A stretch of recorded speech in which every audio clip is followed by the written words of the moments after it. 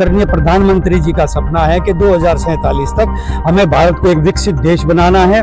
और उस कड़ी के अंदर हमने पूरी गुरुग्राम रेलवे स्टेशन के ऊपर हमारी पूरे जिले की टीम थी, हमारी पूरी जिले की और मंडल के अध्यक्ष से वहाँ पे मौजूद थे। हम सब ने मिल के रेल के अंदर जा जाके यात्रियों को हमने पैम्पलेट्स बांटे, उनके बारे में लाइव तस्वीरें देख रहे हैं हरियाणा के गुरुग्राम से। इस समय मैं मौजूद हूं गुरुग्राम के जो बीजेपी मीडिया प्रभारी हैं हितेश चौधरी और उनके सहयोगी के साथ हूं। यहाँ पर कुलदीप जी हमारे साथ हैं। आज एक सार्थक चर्चा करने के लिए यहाँ पर इकट्ठा हुआ हूं कि किस तरीके से स्वदेशी अभियान, जिस तरीके से पूरे हरियाणा में नायब सिंह सैनी मुख्यमंत्री समेत पूरे हर क्षेत्र में रेलवे स्टेशन पर लोगों को स्वदेशी प्रोडक्ट के बारे में समझाया गया, उसका क्या नतीजा निकला और किस तरीके से इसका क्या उद्देश्य था, उसके बारे में बातचीत करने के लिए आए। हितेश जी नमस्कार। नमस्कार मोहित जी, नमस्कार जी। हितेश जी कैसे देखते हैं आप ये स्वदेशी अभियान चलाया, आप पूरी टीम के साथ मौजूद थे, किस तरीके से देखते हैं सर, क्या कुछ बताएंगे? देखिए, ये हमने जो हमारे आदरणीय प्रधानमंत्री जी का जो संकल्प है, जो उनकी सोच है, उन्होंने ये अभियान चलाया आत्मनिर्भर भारत का, उसी को लेके हमारे मुख्यमंत्री नायब सिंह सैनी जी ने के आह्वान के ऊपर और हमारे गुरुग्राम जिला के जिला अध्यक्ष सर्वप्रभ त्यागी जी के नेतृत्व में हमने गुरुग्राम रेलवे स्टेशन के ऊपर रेल यात्री संपर्क अभियान आत्मनिर्भर का हमने शुरू किया। हमारा इसका मेन उद्देश्य यही था कि ताकि हम जनता को जागरूक कर सकें कि किस तरीके से हम इस भारत देश को आत्मनिर्भर बना सकते हैं। अब भारत देश तभी आत्मनिर्भर बनेगा जब हम खुद आत्मनिर्भर बन सकेंगे। अभी जैसे बहुत सारी महिलाएं हैं, बहुत सारे हमारे युवा साथी हैं, जब तक वो आत्मनिर्भर नहीं बनेंगे तो जो हमारे आदरणीय प्रधानमंत्री जी का सपना है कि 2047 तक हमें भारत को एक विकसित देश बनाना है। और उस कड़ी के अंदर हमने पूरी गुरुग्राम रेलवे स्टेशन के ऊपर हमारी पूरे जिले की टीम थी, हमारी पूरी जिले की और मंडल के अध्यक्ष से वहाँ पे मौजूद थे।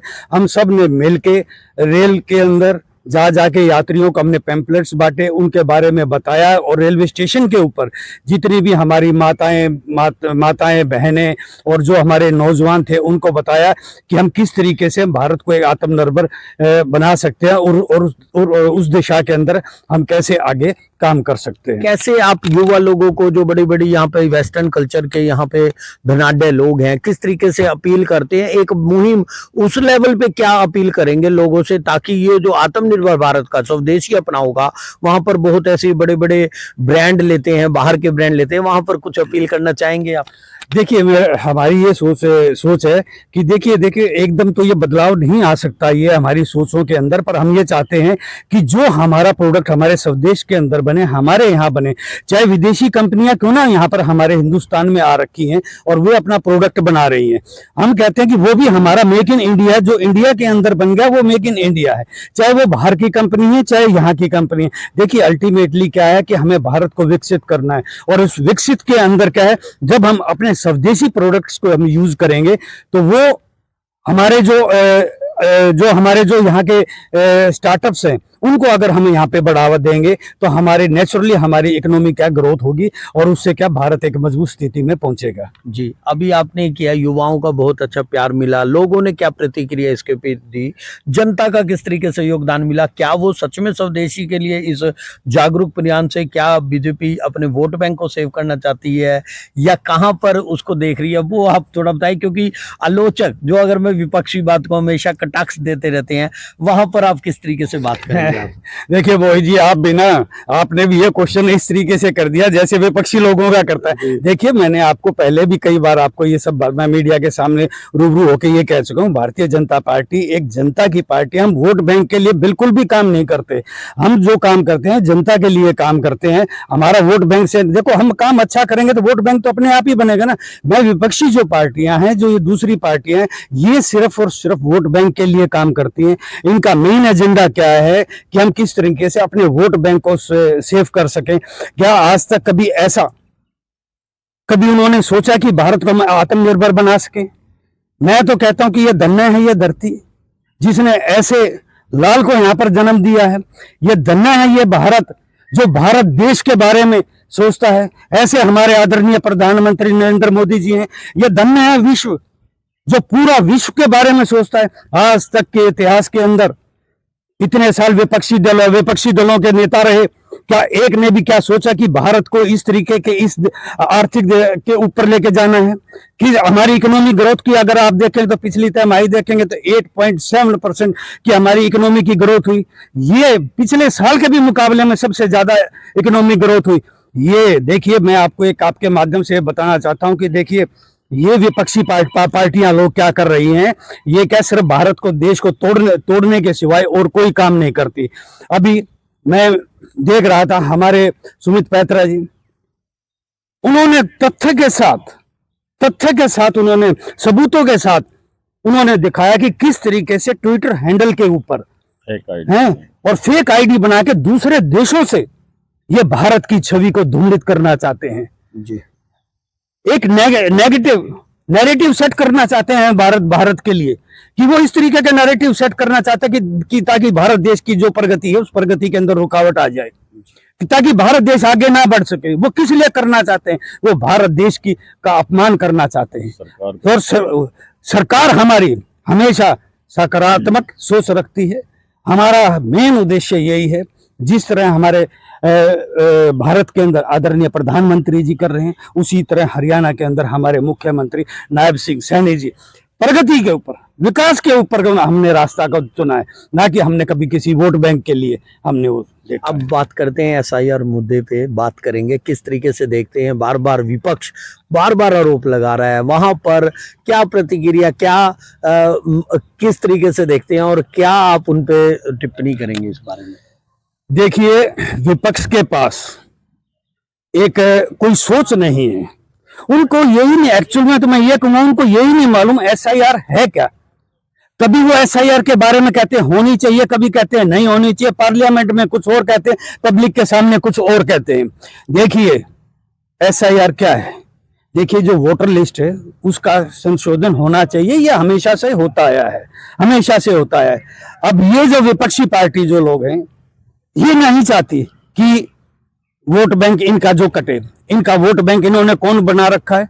जो बाहर से घुसपैठिए आए हुए हैं, जो बाहर से दूसरे देशों से लोग आके यहाँ के नागरिक है। क्या मैं आपके माध्यम से ये पूछना चाहता हूँ, क्या बाहर का जो कोई नागरिक है, कोई बांग्लादेश का या कहीं और का है और वहां पे वो लेबर के लिए आते हैं और यहीं पर अपना वोट वाट बना लेते हैं और फिर वो वोट डालते हैं? क्या ऐसे लोगों को क्या अधिकार है कि इस तरीके का यहाँ पर हमारे के जो लोकतंत्र प्रणाली है उसके अंदर वोट डालने का कहां से अधिकार है? हमने यही कहा है, जो यहां से छोड़ के चले गए हैं जिस स्टेटों से, या दूसरे देशों में जाके बस गए हैं, या जिनकी मृत्यु हो चुकी है, उनका एक संशोधन किया जाए। जो यहाँ के नागरिक हैं, वे नागरिक अपने लोकतंत्र की जो प्रक्रिया है वोटिंग की, उसके अंदर आए और उसके अंदर भाग लें। पर ये लोग क्या चाहते हैं? ये उन्हीं घुसपैठियों को चाहते हैं, क्योंकि इनका मकसद ही सिर्फ ये दूसरा है कि सत्ता को हासिल करना। उनका ये मकसद नहीं है कि देश को किस तरीके से आगे लेके जाना।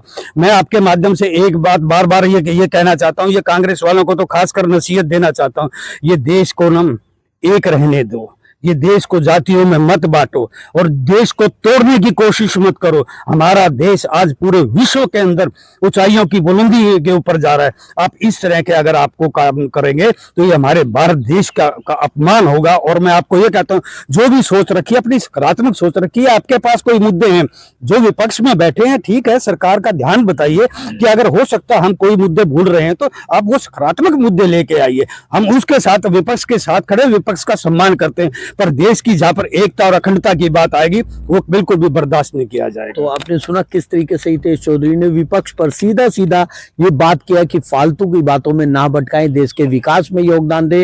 तो आज हमारे साथ और सर कुलदीप जी हैं।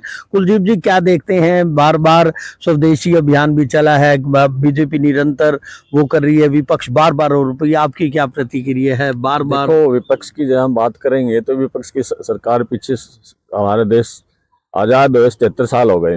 73 साल में हमने हमारा मूल ट्रेड होता था, गांव से शुरू होता था, कृषि आधारित था या पटसन उद्योग आधारित था। ग्रामीणों में एक कुम्हार के एग्जाम्पल ले लो, तो उसका भी वो जो दिए वगैरह बनाने हैं वो भी आजकल इलेक्ट्रॉनिक माध्यम ने ले लिया उनको।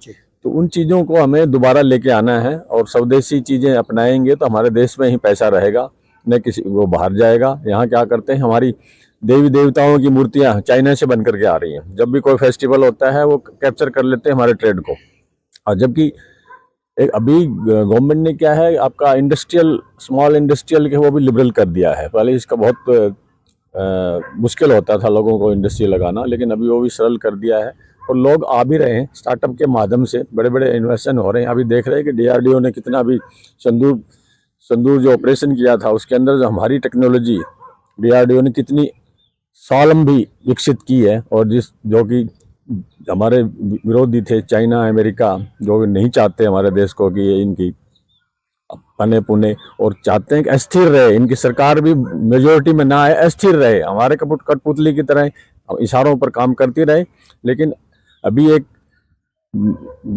भारतीय जनता पार्टी ने लेकर आई हैं जो इसको स्वदेशी अपनाने के लिए। तो स्वदेशी ये आपके हायर टेक्नोलॉजी से लेकर के लोअर रूरल तक इस चीज़ को फैलाया जा रहा है और इस चीज़ के अच्छे रिजल्ट्स आएंगे जी। धन्यवाद। तो आपने सुना किस तरीके से स्वदेशी अभियान। मैं भी अपनी वीडियो के माध्यम से यही कहना चाहता हूँ कि भारत को विकसित बनाने के लिए कहीं ना कहीं हम स्वदेशी रोजगार को और पनपने दें। आसपास के लोग जहां तक हो सके, जितना संभव हो सके, अपने देश की बनी हुई वस्तुओं का इस्तेमाल करें।